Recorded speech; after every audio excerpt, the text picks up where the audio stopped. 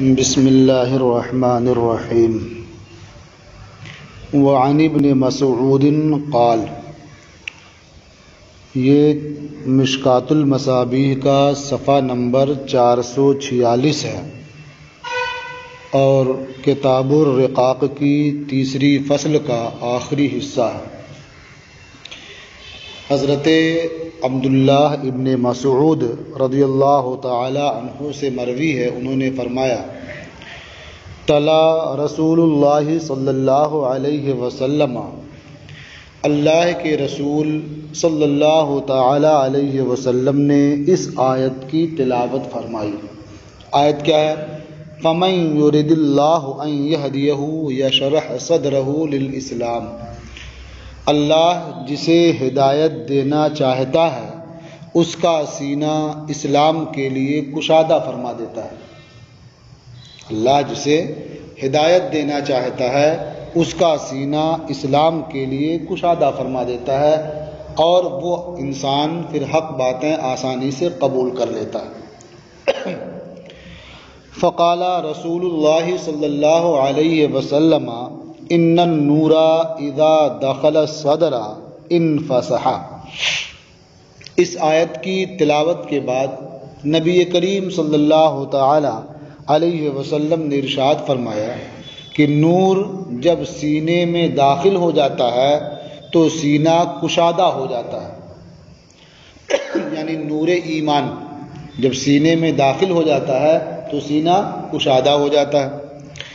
فقیلا یا رسول اللہ حل لتلکا من علم، عرض کیا گیا اے اللہ کے رسول، کیا اس کی کوئی علامت ہے، کوئی پہچان ہے، یعرف بہ، جس کے ذریعہ اس نور کو پہچان لیا جائے، یعنی کوئی ایسی علامت ہو جس سے ہمیں یہ معلوم ہو جائے کہ نور سینے میں داخل ہو گیا ہے؟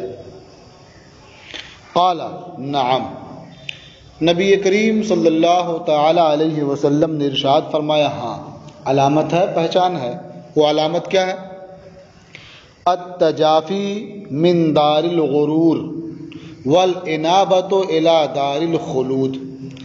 دار الغرور یہ دنیا ہے، آدمی دنیا میں دنیاوی چیزوں میں پھنس کر کے وہ آخرت کو بھول جاتا ہے، ایک طرح سے وہ دھوکے میں پڑ جاتا ہے۔ تو دنیا کیا ہے؟ دار الغرور ہے۔ تو علامت کیا ہے، پہچان کیا ہے؟ دار الغرور یعنی دنیا سے دوری، دنیا سے دور ہونا، اور دار الخلود یعنی وہی جنت، آخرت کی طرف رجوع اور مائل ہونا، والاستعداد للموت قبل نزولہ، اور موت آنے سے پہلے موت کی تیاری کرنا۔ تو اسے پہچاننے کی 3 نشانیاں نبی کریم صلی اللہ تعالی علیہ وسلم نے ارشاد فرمائی۔ ایک دنیا سے دوری، دنیا سے بے رغبتی، دوسری نشانی آخرت کی جانب مائل ہونا، ادھر رجوع کرنا، اور تیسری نشانی موت آنے سے پہلے موت کی تیاری کرنا۔ تو اگر آدمی اپنے اندر یہ چیزیں محسوس کرتا ہے، پاتا ہے، تو اسے سمجھ لینا چاہیے کہ نور ایمان اس کے سینے میں داخل ہو گیا ہے۔ اور یہ بات نہیں پاتا ہے اگر، اسے سمجھنا چاہیے کہ ہم کلمہ تو پڑھ رہے ہیں لیکن جو اس کی نورانیت ہے وہ ہمارے دل میں نہیں آئی۔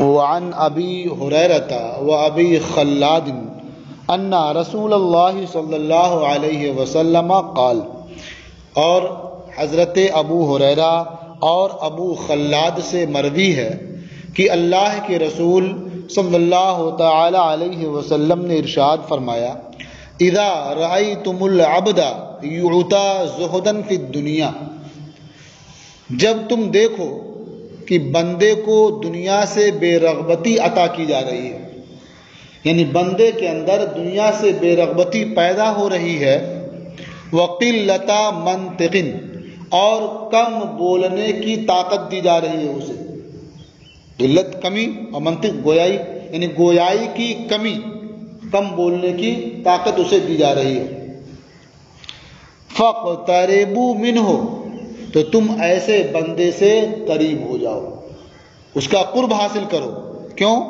فَإِنَّهُ يُلْقَى الْحِكْمَةَ، کیونکہ اس بندے کو حکمت عطا کی جا رہی ہے، اسے حکمت کی تلقین کی جاتی ہے۔